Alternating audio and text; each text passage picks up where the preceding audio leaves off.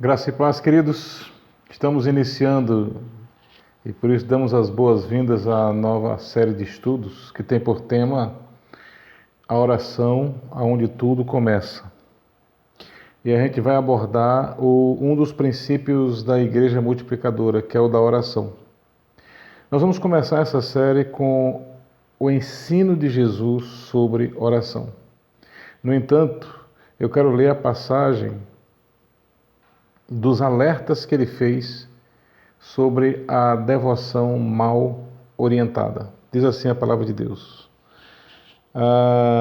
quando vocês orarem, não sejam como os hipócritas. Eles gostam de ficar orando em pé nas sinagogas e nas esquinas, a fim de serem vistos pelos outros. Eu lhes asseguro que eles já receberam sua plena recompensa. Mas quando você orar, vai para o seu quarto, feche a porta e ore a seu pai que está em secreto. E então seu pai que vê em secreto recompensará. E quando orarem, não fiquem sempre repetindo a mesma coisa como fazem os pagãos. Eles pensam que por muito falarem serão ouvidos. Não sejam iguais a eles, porque o seu pai sabe do que vocês precisam antes mesmo de o pedirem. Amados, Jesus ele começou a colocar no seu Sermão do Monte o ensino sobre a oração. Mas antes ele fez alguns alertas acerca de uma devoção mal orientada. O primeiro alerta que você percebe nesse texto aqui é ele dizendo: a devoção mal orientada atribui um poder mágico à oração. Veja bem, os judeus no tempo de Jesus e os pagãos também, eles faziam isso. Para a geração de Jesus, a oração deixou de ser um meio e tornou-se um fim em si mesmo. Atribuía-se a ela um poder mágico de colocar Deus sob a obrigação de atender aos pedidos, às demandas e aos desejos de quem orava. Isso é magia. Os pagãos também faziam assim. E isso mostra que a oração tornou-se uma formalidade vazia, uma espécie de amuleto. Hoje a gente percebe que essa devoção mal orientada, ela prevalece em alguns lugares. Ela tem levado as pessoas a utilizar a oração para tentar dominar a Deus, para tentar reivindicar ou exigir de Deus as suas bênçãos, né? Deus virou uma espécie de secretário.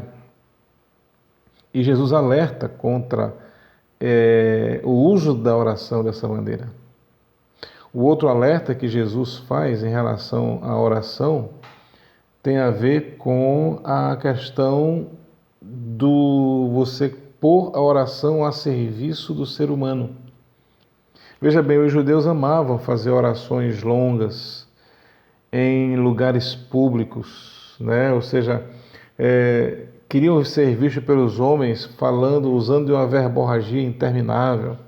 Outros judeus usavam de pequenos trechos da Bíblia, como por Shema, que diz: ouve, ó Israel, teu Deus é único, para induzir uma auto-hipnose ou chegar a um êxtase, achando que assim Deus iria ouvi-los. Os pagãos gostavam de clamar a seus deuses usando mantras e repetições.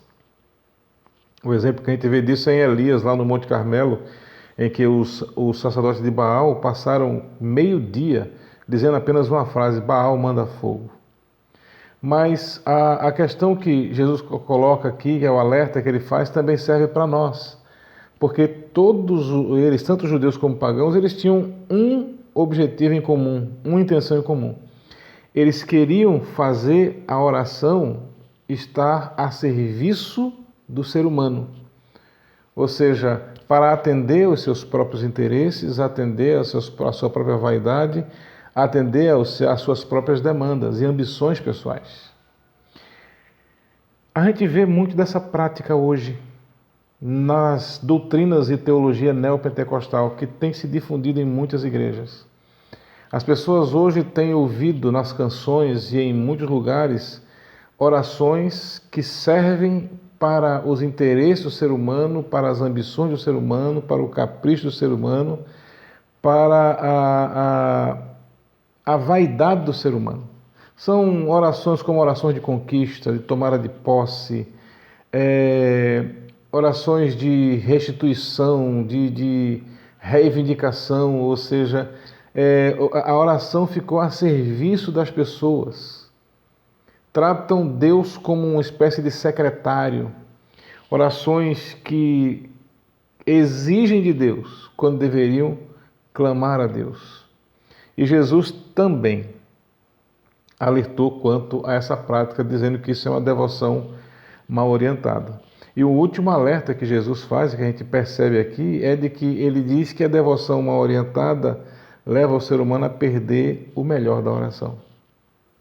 O Senhor não estava fazendo aqui uma crítica à oração em público e nem à questão da repetição da oração. O que ele estava fazendo aqui era uma crítica à motivação com que se orava. A questão não é orar em público, ele orou em público algumas vezes. A questão também não é repetir uma oração. O próprio Jesus no Getsemane repetiu 3 vezes uma oração, mas que refletia o que estava no seu coração.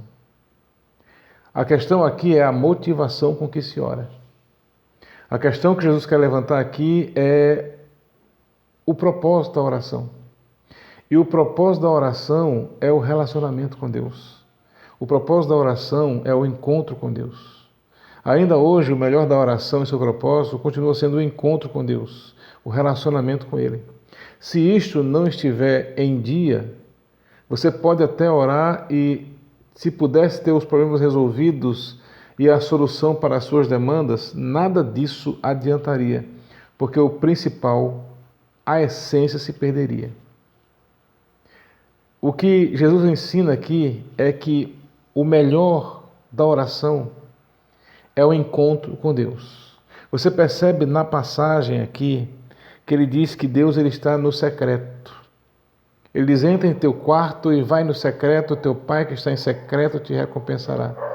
Porque o melhor da oração é justamente a relação com Deus, o encontro com Deus no secreto, a comunhão com Ele, a vida em comum com Ele.